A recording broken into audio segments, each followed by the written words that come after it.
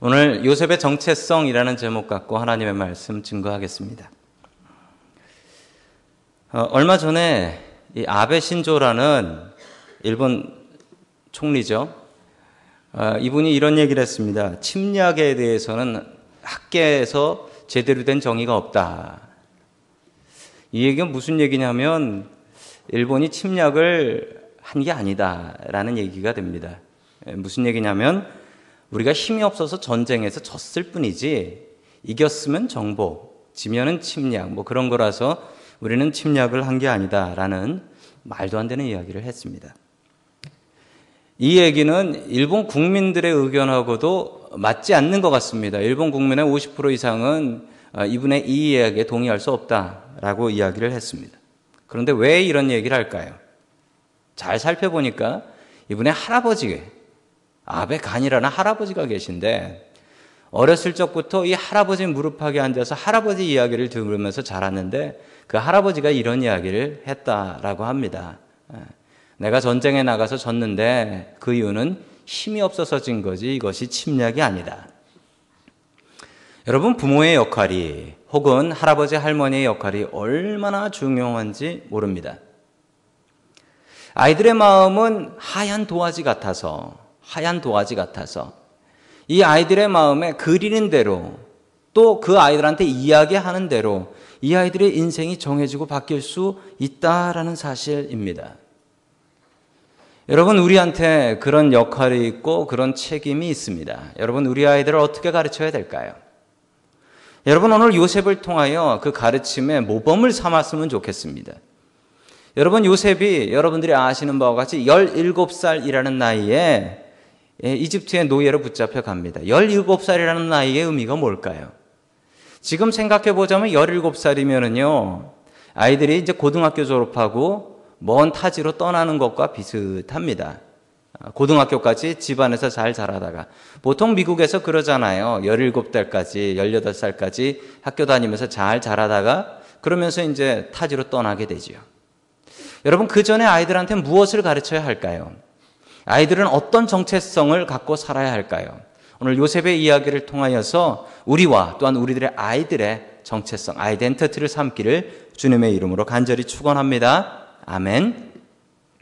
첫 번째, 하나님께서 우리에게 주시는 말씀은 나는 꿈꾸는 사람이다 라는 말씀입니다. 나는 꿈꾸는 사람이다.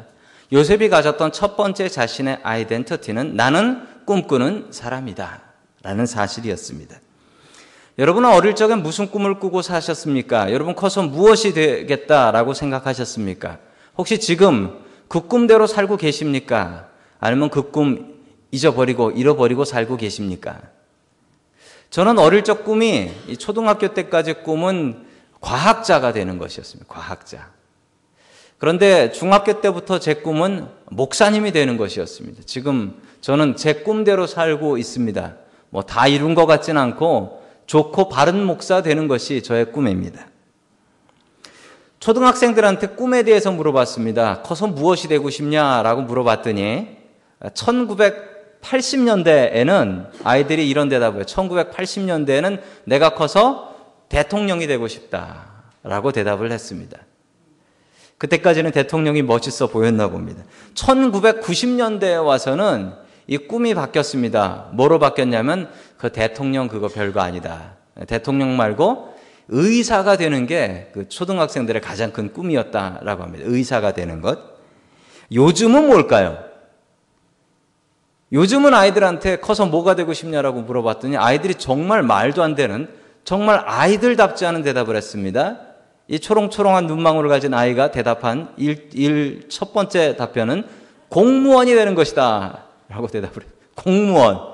그것도 압도적으로 40%가 넘어요.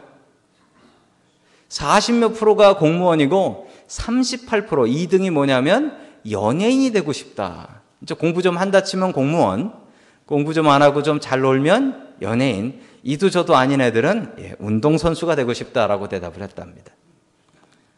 저 초롱초롱한 눈망울을 가진 저 아이에게 그래, 너의 미래는 공무원이다라고 가르쳐준 사람은 누구일까요?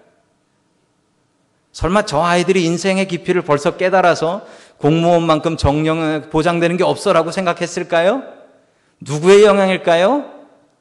저 아이의 부모님의 영향이라고 저는 확신합니다. 확신해요. 부모님이 자식들의 미래를 정해버리네요. 부모님께서 자식들의 앞날과 미래를 정합니다. 여러분, 하나님께서 한국 사람들의 40몇 프로에게 공무원이라는 은사를 주셨을까요? 38%는 연예인의 은사를 주셨을까요? 저는 그렇게 생각하지 않습니다.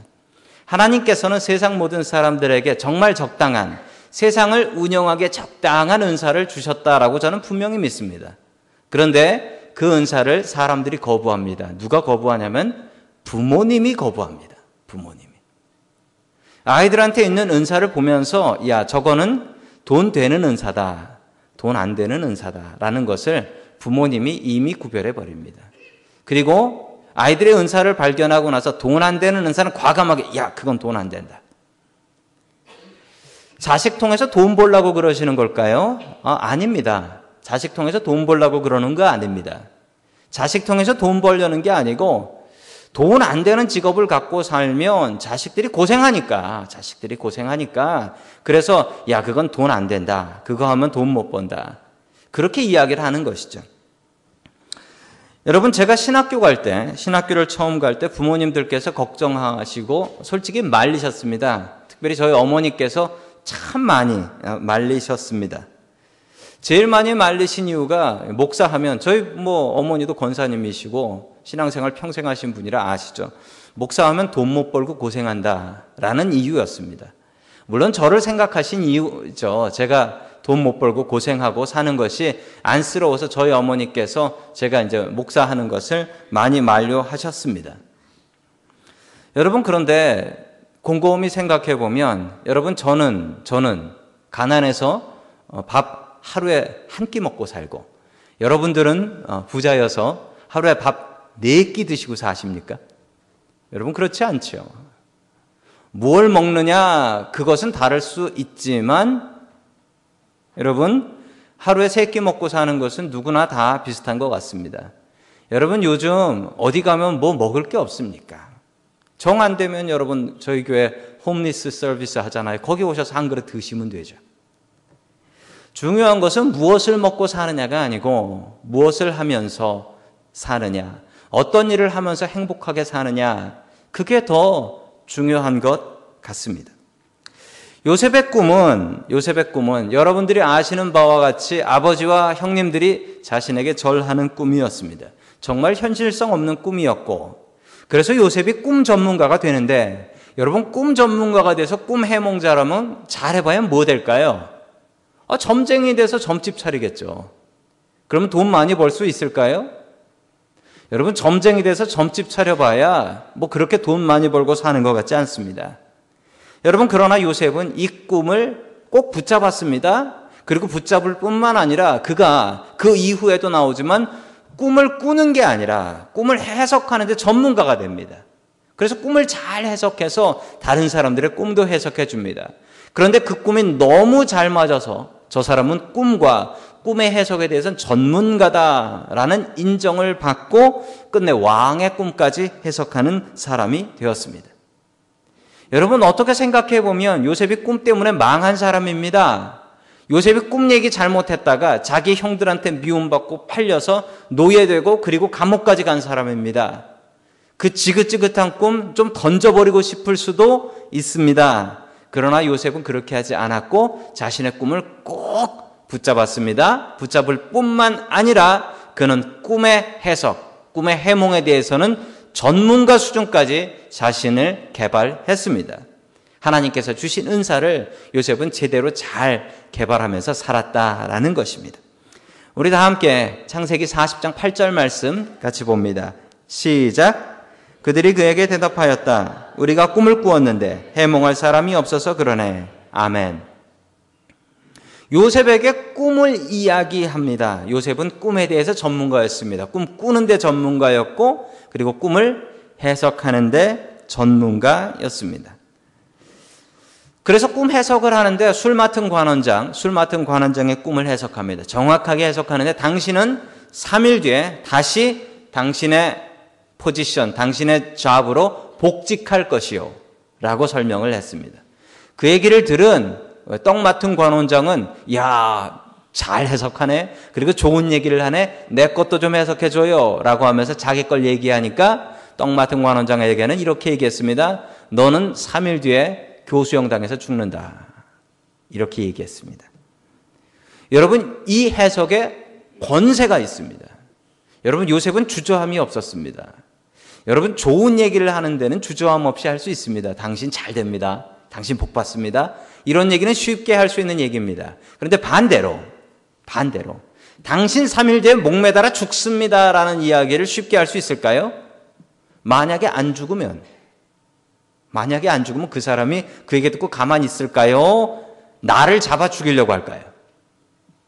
자기 잡아 죽이려고 그러겠죠. 그런데도 불구하고 요셉은 거침없이 그리고 권세 있게 이 꿈을 해석합니다. 요셉은 단순히 꿈꾸는 사람이 아니었고 그가 가지고 있었던 꿈, 그리고 그가 가지고 있었던 꿈에 대한 해석, 이것에 대해서는 특별히 준비한 하나님께서 주신 은사를 바르게 개발한 사람이었습니다. 그냥 한 날 한 번 그 꿈을 꾸고 그 꿈을 마음에 품었던 사람이 아니고 그 꿈을 가지고 그 꿈을 이루려고 자기 나름대로 노력하고 최선을 다한 사람이었다라는 것입니다. 여러분, 그랬기 때문에 그가 바로의 꿈을 해석할 수 있었고 그 꿈을 해석해서 이집트와 전 세상을 먹여 살리는 사람이 될 수 있었던 것입니다. 여러분, 꿈을 꾸기만 하는 사람이 아니라 그 꿈을 위해서 힘쓰고 애쓰고 노력하는 사람이 되어야 한다라는 말씀입니다. 어느 여대생의 이야기입니다. 공부를 참 잘했습니다. 공부를 참 잘했고 그래서 학교에서 열심히 시키는 대로 열심히 잘해서 고려대학교에 들어갔다라고 합니다. 좋은 대학교죠. 좋은 학교에 들어갔습니다. 그런데 이 처녀한테, 이 여대생한테 꿈이 없었습니다. 그냥 학교에서 선생님이 하라고 하는 공부하다 보니까 거기까지 간 거예요. 대학에 처음에 들어가니까 이제 수강 신청이라는 걸 하잖아요. 자기가 들을 과목을 레지스터 해야 되잖아요. 그런데 도대체 뭘 해야 될지를 모르겠는 거예요. 그래서 어떻게 했냐면 친한 친구가 있는데 친한 친구가 선택한 걸 그냥 놓고서 그대로 베꼈대요. 그냥 그대로 베꼈다는 거예요. 그렇게 하다 보니까 4학년까지 됐대요. 친구랑 똑같은 과목을 들었대요. 똑같은 과목. 왜냐하면 다른 거 들으면 친구의 도움을 받을 수도 없고 뭘 들어야 될지도 모르겠고, 심지어는 자기 그 친구가 이 교육 공무원이 되고 싶어서, 선생님이 되고 싶어서 그 공무원 공채 시험 준비하는 학원을 노량진에서 다니고 있었답니다. 정말 기가 막힌 것은 4학년 어느 날 눈을 떠서 자기가 어디 있나 보니까 자기 친구랑 같이 학원에 앉아 있더래요. 자기는 선생님이 되고 싶은 생각 별로 없었대요. 그런데 오다 보니까 친구랑 같이 거기까지 와 있더래요. 정말 화창한 날, 좋은 날, 남산이 보이는데 그 남산을 바라보지 않고 열심히 다들 공부를 하고 있더라는 겁니다. 이게 내 꿈이 아닌데 그 생각을 하면서 도대체 내 꿈은 뭘까? 나는 뭐가 제일 행복할까? 생각을 했답니다. 그랬더니 생각이 나더래요. 자기가 여고생 때 자기 친구들을 한 서너 명 앉혀놓고서 거기서 막 그 코미디언들, 개그맨들 흉내를 내면 애들이 배꼽을 잡고 뒤집어졌더라는 거예요. 그래, 그게 나한테 제일 잘하는 것이고 나한테 제일 행복한 일이지. 그 생각을 하면서 수업 시간에 그 자리를 박차고 일어나서 밖으로 나가버렸답니다. 나는 코미디언이 될 거야 라고 하면서 나갔습니다. 이분이 누구일까요? 이분은 바로 이분입니다. 이분 얘기 나오면 분명히 웃으실 것 같아서 이분이 교사가 되었어도 학생들을 많이 웃기셨을 분이십니다. 근데 정말 대한민국을 웃기는 대단한 코미디언이 되지 않았겠습니까? 뭐 교사가 됐어도 참 쉽죠 그러면서 잘 가르쳤을 거예요. 여러분, 여러분이 가지고 있는 꿈은 무엇입니까? 여러분의 아이들의 꿈은 무엇입니까? 여러분의 아이들이 잘하는 일은 무엇입니까? 여러분께서는 그것을 잘 밀어주고 계십니까? 아니면 여러분들이 야, 그거 돈 안 된다 라는 생각으로 하나님께서 주신 은사지만 조용히 덮어버리고 계시지는 않습니까? 아이들의 은사를 찾으십시오. 그리고 그 은사대로 살아갈 수 있도록 도울 수 있는 저와 여러분 될 수 있기를 주님의 이름으로 간절히 축원합니다. 아멘. 두 번째, 하나님께서 우리에게 주시는 말씀은 나는 크리스찬이다. 물론 요셉은 나는 크리스찬이라고 하지 않았겠죠. 나는 하나님을 믿는 사람이다 라고 얘기했겠지만 여러분 이게 우리의 고백이 되어야 합니다. 나는 크리스찬이다. 한국교회는 아주 독특한 특징이 있습니다. 여러분 한국교회, 한인교회의 역사가 무척 깊습니다. 올해로 얼마가 되는 줄 아세요? 올해로 이 샌프란시스코에서만 한인교회 역사는 110년입니다. 결단코 짧지 않습니다. 미국 교회 사람들이 바라보면서 한국교회, 한인교회를 바라보면서 참 독특하다라고 하는 말이 있습니다. 110년이 되었는데 한인교회들은 아직도 한국말을 사용하면서 한국 사람들끼리 예배를 드리고 있다는 것, 아주 독특한 일이랍니다. 보통 한국 사람들, 외국 사람들이 와서 예배를 드리면 그렇게 하다가 그냥 다들 영어 예배를 드리는 사람들로 바뀐다라는 거예요. 그런데 유독 한국교회는, 그런데 또 비슷한 교회가 하나 더 있답니다. 유대인 교회가 그렇대요. 유대인 교회도 역시 자신들의 말로, 물론 그 사람들을 영어로 드리는 데도 있지만 자신들의 말로 한다라고 합니다. 그런데 안타까운 건 현실은 완전히 다릅니다. 유대인들은 이민 온 지 너무 오래되어서 자신의 말들을 잃어버렸지만 자신의 교회에서 자신의 말을 찾는답니다. 다시 공부해서 자신의 말 히브리 말로 공부를 한대요. 예배를 드린대요. 그런데 한국 교회는 특징이 한국말로 예배를 드리는 이유가 꾸준히 한국에서 이민자들이 오기 때문이라고 합니다. 상황은 완전히 다릅니다. 어쩌면 안타까운 일입니다. 우리의 2세들, 우리의 아이들, 이 아이들이 정체성을 잃고 살아가고 있다라는 것입니다. 여러분 17세에 이민 아닌 노예로 끌려간 요셉의 상황을 한번 보시기 바랍니다.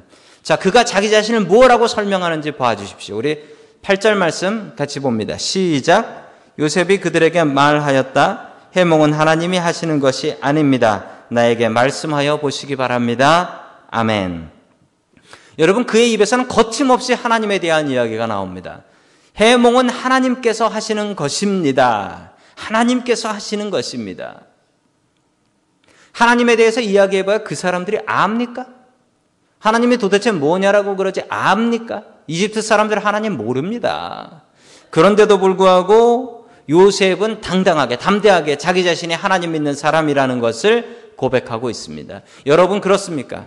여러분 어느 자리에서든 나 교회 다니는 사람입니다. 나 하나님 믿습니다. 나 크리스찬입니다. 이야기할 수 있습니까?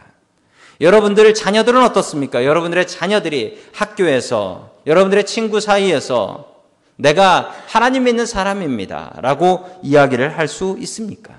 요셉은 당당했습니다.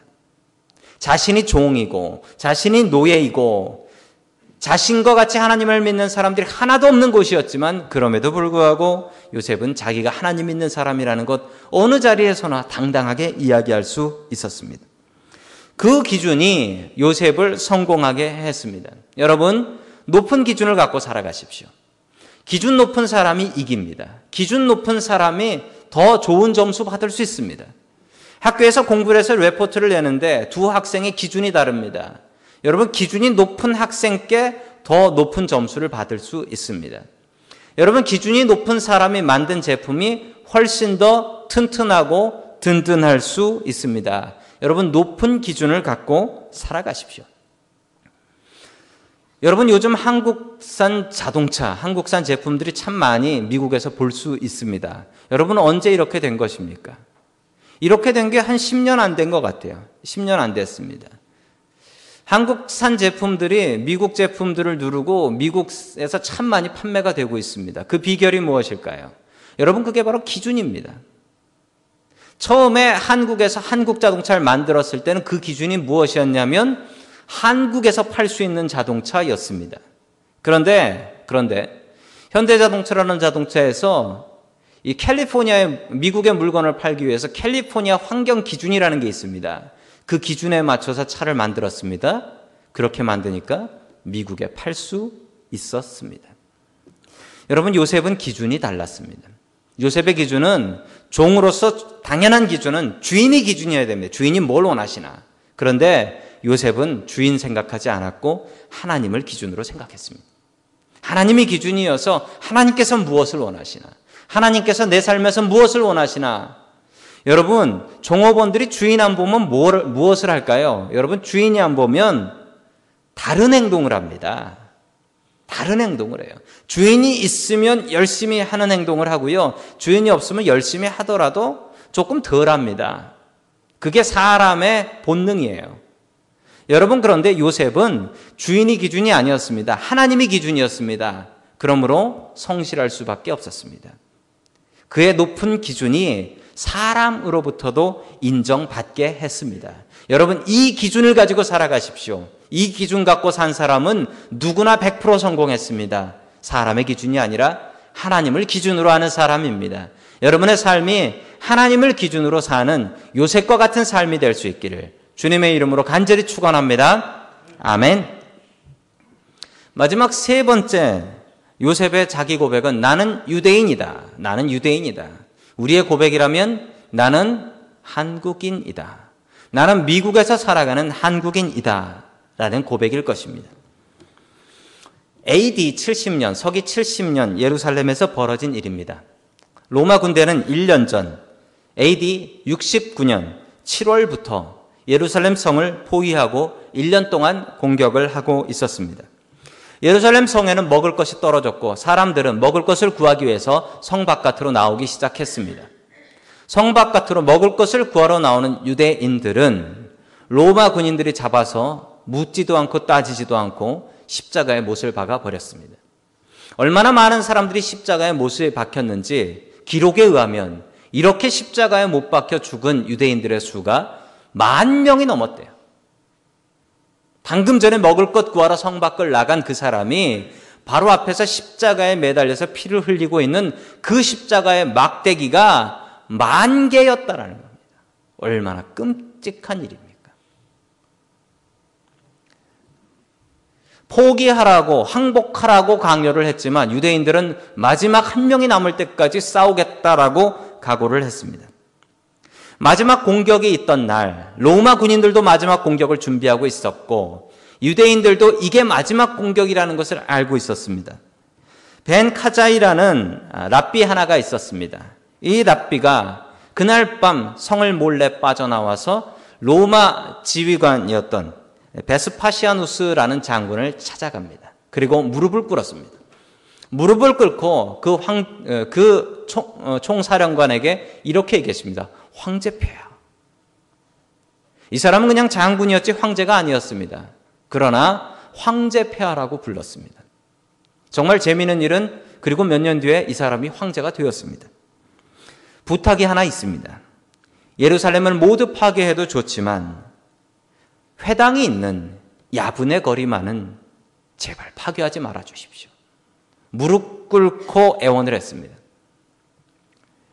베스파시아누스 장군은 그의 제안을 마음에 들었다라고 생각했는지 그리고 자기를 황제라고 부른 게 기분이 좋았는지 이 제안을 받아들입니다. 그리고 회당이 있는 그 골목만 빼놓고 나머지를 다 불질러버리고 심지어 예루살렘 성전까지도 다 불에 타고 맙니다. 이 일이 있고 나서 약 1900년 뒤 1948년 이스라엘이 나라를 다시 되찾고 유대인들이 다시 예루살렘에 모였습니다. 그런데 그 유대인들의 모습이 제각각이었다고 합니다. 러시아에서 온 유대인들은 러시아 사람들이 쓰는 이 모자를 쓰고 왔고 그 털모자를 쓰고 왔고 각각 그 나라에서 온 사람들의 독특한 복장을 하고 왔대요. 그런데 기가 막힌 것은 복장은 달랐고 사람의 인물은 달랐지만 똑같은 것이 두 개 있었답니다. 히브리 말을 할 수 있었고 그리고 같은 하나님을 섬기고 있었더라. 1900년이 지났는데 어떻게 언어를 잃어버리지 않고 자기가 유대인이라는 것을 잊어버리지 않고 같은 하나님을 섬길 수 있었을까요? 정말 대단한 일입니다. 여러분, 우리도 이래야 합니다. 우리도 우리의 자녀들을 이렇게 가르쳐야 합니다. 우리 다 함께 15절의 말씀 같이 봅니다. 15절의 말씀입니다. 시작. 나는 히브리 사람이 사는 땅에서 강제로 끌려온 사람입니다. 그리고 여기에서도 내가 이런 구덩이 감옥에 들어올 만한 일은 하지 않았습니다. 아멘. 요셉은 자신이 누구라고 합니까? 나는 히브리 사람입니다. 라고 이야기합니다. 여러분, 이 말이 너무나 재미있는 말입니다. 왜 그러냐면요. 당시 히브리 사람의 조상이 누굽니까? 아브라함입니다. 아브라함은 요셉의 증조 할아버지이십니다. 지금 지구상에 이 얘기를 하는 그때의 지구상의 히브리 사람은 딱 70명밖에 없었습니다. 여러분, 히브리 사람이라고 하면 압니까? 알 수나 있습니까? 여러분, 이 얘기하면 오, 그렇습니까? 라는 얘기 듣겠습니까? 그게 누구야? 라는 얘기를 듣겠습니까? 히브리 사람으로 이집트에 정착해서 산 유일한 사람입니다. 알 수가 없어요.